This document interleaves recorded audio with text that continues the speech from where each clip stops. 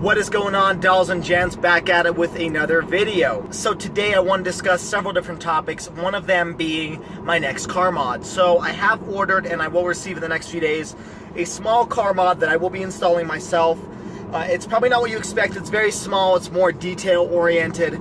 It's not going to be a big car mod by any means, but it will be something that might accent some of the parts of my car. I will give you a hint, it is for the exterior. So don't get your hopes up for something big, but it will be something that I'm hoping will just kind of accent my car and make it stand out a little bit more. So the next video, or maybe the one after that, I will show the install video depending on how it goes. I've never really done that before. I've kind of done it, but not really, so we'll see how it goes. But hopefully it'll be more successful than my first car mod video of a few months ago. That was just a total failure. So that is a loud exhaust system on that Ram. So that will be the next video, or two videos after that. So stay tuned for that. That will be coming up. The topic I want to discuss kind of goes along the lines of car mods, and that is, what would you recommend for a good car mod for my car? So I know some of you who have subscribed are C300 owners or just W204 C-Class owners, and I love that because there's not too many of us out there. So I would love your guys' input on what car mods I should install on my vehicle. I know some of you have suggested like a headlight tint or a tail light tint or something like that. That's something I might consider, but if you have any other recommendations, I would love to hear them, because there's not too much that you can do on this car in the aftermarket space. So any feedback would be great. Hopefully something that's not too expensive, because I don't think I can afford it, but some small mods that maybe accent some of the features of my car, whether that's carbon fiber, whether that's tail light, exterior, interior related, whatever it is, just throw them my way, throw them in the comments. I would love to hear them. I would love to hear your input, and hell, maybe I will install some of those that you suggest. So thank you for that. The next topic I wanted to discuss, and it's something I received several questions about or messages from subscribers or people on YouTube, and that is, if you buy a Mercedes, are you buying the brand, or are you buying a car that's actually different than other cars on the road? And that's a very good question, because when you are in the market for a car like this, whether new or used, you do have to ask yourself the question, are you buying it just because it's a Mercedes and you want that name and you want that brand representing yourself, or are you buying it because it really is better than the other cars? And you hope that's the answer, because it is about $20, $30, sometimes $40,000 more expensive than other cars on the road. And I think there are two answers to this question. The first one is, of course, you are buying this car for the brand. And that's regardless of whether you want it or not. You are buying this car, and people will automatically have an assumption about you because you own a Mercedes.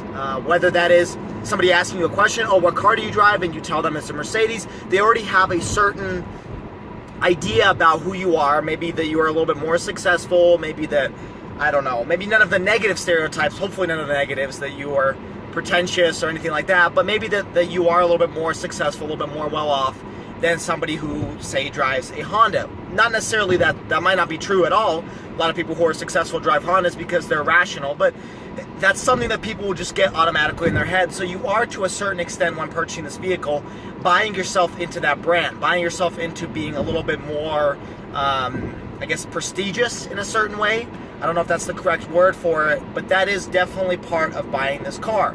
And there are some negative stereotypes as well. You know, a lot of people think that those who drive Mercedes are maybe douchebags. Sometimes that's a stereotype, or maybe just maybe that's just for our age. But if you're an older gentleman, you automatically associate Mercedes with maybe an older gentleman's driving this car, and you know, they're the ones that like the old classic Mercedes, but they've bought a new one. So there's a lot of different stereotypes that encompass different cars. You know, maybe if you say you drive a Honda Civic, people give you the racer stereotype, which is not necessarily true, but that's something that you do buy into when you buy certain vehicles, and Mercedes is definitely not the exception for that. So if you are in the market for buying a luxury car, specifically a Mercedes, definitely get yourself prepared for people making certain stereotypes about you regarding what kind of car you drive, and just what kind of person you are based off of the brand name Mercedes-Benz.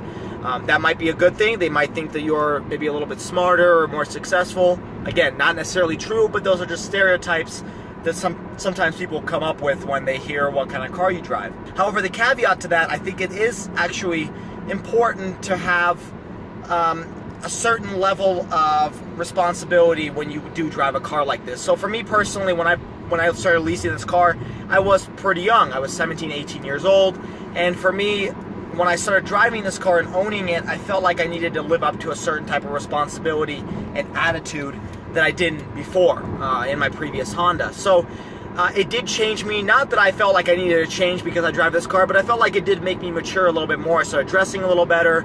This isn't the example. I started dressing a little bit better. I started feeling like I needed to represent myself a little bit more and a little bit more responsibly.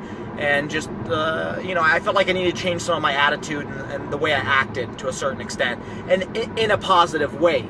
And so if you are in the market and you're looking maybe to switch your style up in regular terms, if you feel like you need to do that, I think this car is great for that, because it does make you feel like you need to live up to a certain status or a certain potential, and this car definitely helped me get to that point. If you have any questions regarding that, please feel free to comment, and I'll explain that a little bit better, but it did help me become more of a mature individual.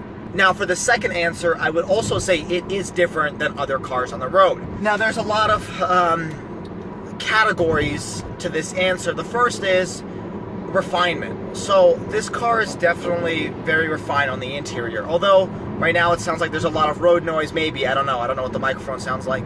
It is very insulated on the interior, and I feel like I can talk to you normally without hearing the road noise very loudly. That certain level of refinement and interior sound quality is something that you don't necessarily get with a lot of standard cars like Hondas and Toyotas. Some of them have pretty loud interior sound, just road noise and everything like that. Now, the second is just the refinement of materials.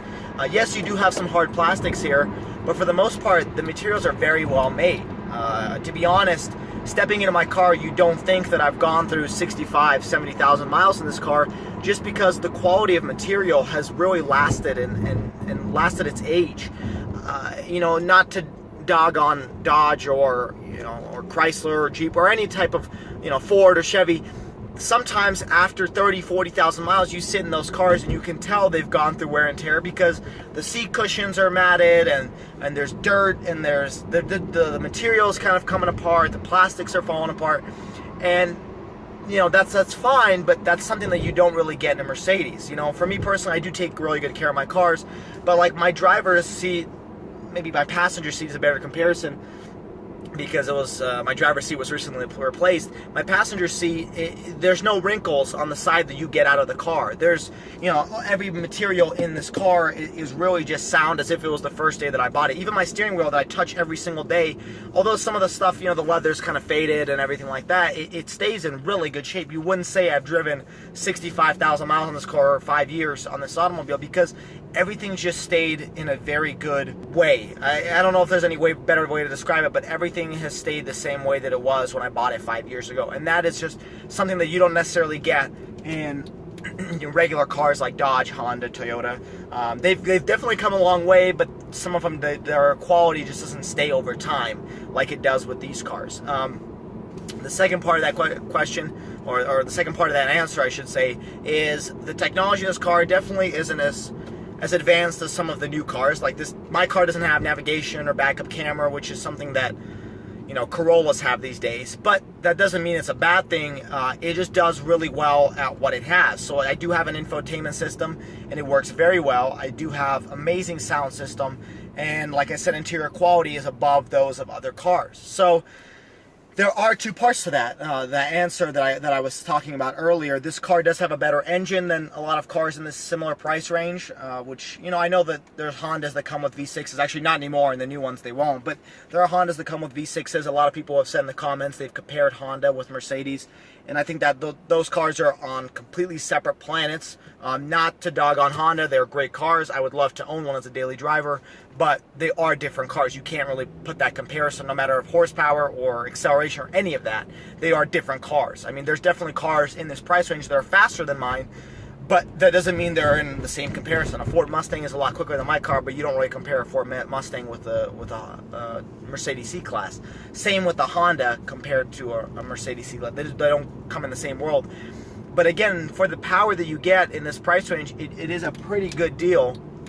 as well as the handling. So, and the appearance, the exterior and interior design and appearance is definitely something that you probably wouldn't get in a regular Honda or Toyota. Those are just cars that I'm picking out of. You can think of any regular car that, you know, that cross your mind, whether that's a Volkswagen or, you know, or whatever. I'm looking around Subaru.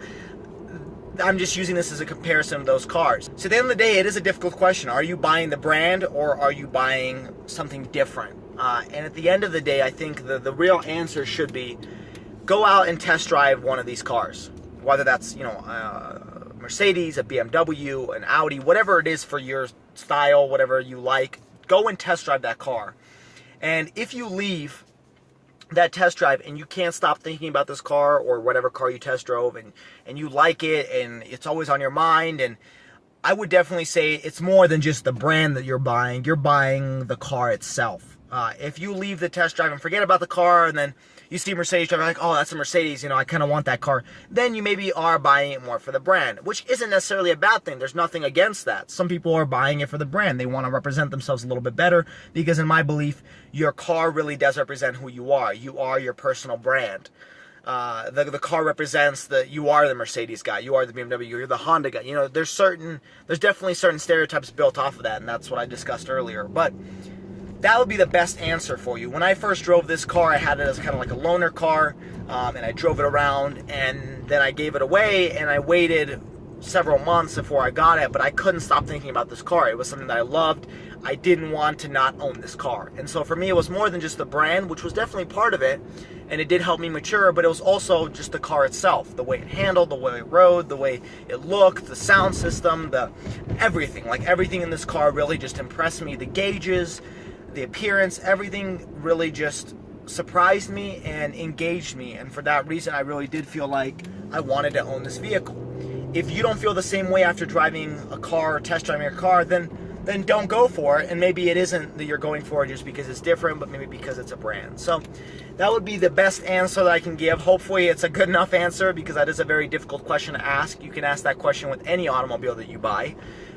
Just because you have preconceived ideas about the brand, you might not purchase a vehicle. You know, you might purchase a Dodge just because it's in Fast and the Furious. I mean, that definitely influences a lot of different beliefs about a certain brand. So hopefully this video helped. Like I said, there will be some mods coming up, or one mod coming up, and I would love to hear your feedback on mods that I should get on my car. But I appreciate you guys so much for watching. There will be more exciting videos coming up in the next several weeks. It's just been kind of slow because there hasn't been too much going on in my car, or stuff that I've been planning in the past few weeks, but there will be. So thank you guys so much for watching. If you're stopping in for the first time, please like, share, and subscribe, and I would appreciate any feedback, and I will catch you guys at the next video. Take care.